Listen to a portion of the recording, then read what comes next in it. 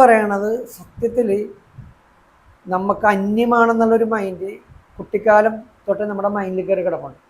അതൊരു കുഞ്ഞു വളരുമ്പോൾ തൊട്ട് ഒരു ദരിദ്രൻ്റെ മൈൻഡ് സെറ്റ് ആയിപ്പോണ ഒരു സിസ്റ്റം നമ്മളുടെ സംസ്കാരത്തിനും പാരമ്പര്യത്തിനും ഒക്കെ ഉണ്ട്. അത് കുട്ടിക്കാലം പോലെ നമ്മളുടെ വരുമാനവും നമ്മളുടെ കപ്പാസിറ്റി അനുസരിച്ചിട്ടാണ് സാമ്പത്തിക കാര്യങ്ങൾ കുട്ടികളെ പറഞ്ഞു പഠിപ്പിക്കണം. ഇപ്പോൾ നമ്മൾ കുഞ്ഞിന് പറയണം, എനിക്ക് ഇപ്പോൾ ഇലക്ട്രിക്കൽ ഇറങ്ങണ ഇതില്ല, ഇലക്ട്രിക്കൽ ജീപ്പുകൾ പിള്ളേർ ഓടിക്കണം, ഒരു 4 വയസ്സ് 5 വയസ്സുള്ള. ഇന്നിപ്പോൾ പൈസ ഇല്ലാത്തവനും മേടിക്കും, അങ്ങനത്തെ ഒരു മൈൻഡാണ്. പക്ഷേ നമ്മളുടെ കുട്ടിക്കാലം നോക്കിക്കഴിഞ്ഞാൽ നമ്മളുടെ റേഞ്ചിന് മേലെയുള്ള സാധനങ്ങൾ നമ്മളെ കൊണ്ട് കഴിയൂലെന്നും നമുക്കതിനുള്ള പണമില്ലെന്നുമാണ് കുട്ടിക്കാലം പോലെ പറഞ്ഞു പഠിപ്പിക്കുന്നത്. ഇന്നും അങ്ങനത്തെ ആൾക്കാരുണ്ട്.